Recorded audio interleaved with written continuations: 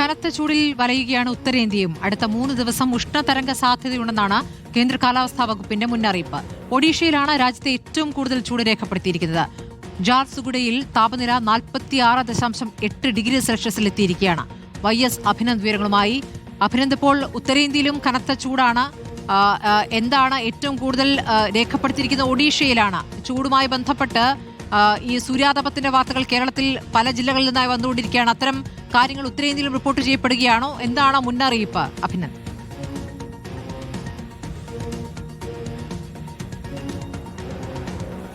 സ്മൃതി, കനത്ത ജാഗ്രതാ നിർദ്ദേശം തന്നെയാണ് എന്തായാലും കേന്ദ്ര കാലാവസ്ഥാ വകുപ്പ് വ്യക്തമാക്കുന്നത്. ഉത്തരേന്ത്യയിൽ പല സംസ്ഥാനങ്ങളിലും ഇപ്പോൾ കനത്ത ചൂടാണ് അനുഭവപ്പെട്ടുകൊണ്ടിരിക്കുന്നത്.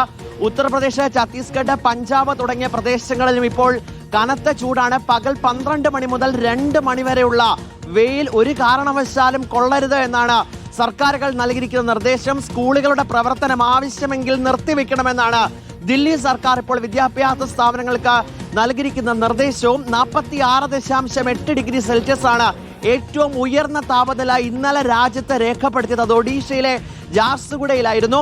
വെള്ളം കുടിക്കുമ്പോഴും കൃത്യമായി തന്നെ സൂക്ഷിക്കണം.